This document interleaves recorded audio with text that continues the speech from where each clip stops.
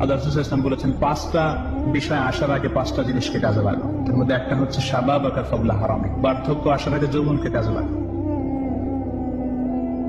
সিহহাতাকা ক্বাবলা মারাদিক, অসুস্থতা আসার আগে সুস্থতাকে কাজে লাগাও। গিনাকা ক্বাবলা সাকরিক, গরিব হয়ে যাওয়ার আগে তোমার ধনাঢ্যতাকে কাজে লাগাও। ফারাগাকা ক্বাবলা শুগলিক, ব্যস্ত হয়ে যাওয়ার আগে অবসরটাকে কাজে লাগাও। হায়াতাকা ক্বাবলা মাউতিক, মৃত্যু আসার আগে জীবনটাকে কাজে লাগাও। এই জন্য যৌবনটাকে যেন আমরা কাজে লাগাই প্রিয় ভাই। এবং কিয়ামতের ময়দানে 5টা প্রশ্ন করা হবে। এই 5টা প্রশ্নের উত্তর না দিয়ে কোনো বনি আদম পাই নাড়াতে পারবে না, পা নাড়াতে পারবে না। এর মধ্যে প্রথম প্রশ্ন, আন হায়াতিহি ফীমা আফনা,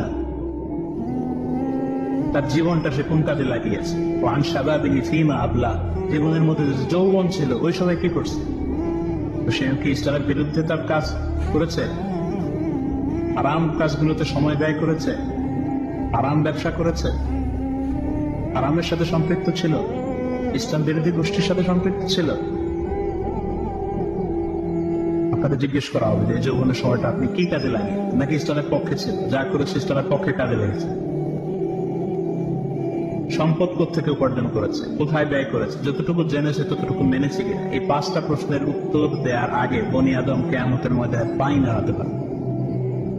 এজন্য দ্বিতীয় শ্রেণী হচ্ছে ওয়াশাবুন নাশাআ ফি ইবাদাতিল্লাহ, এমন যুবক যে তার যৌবনকে আল্লাহ ইবাদতে কাজে লাগিয়ে।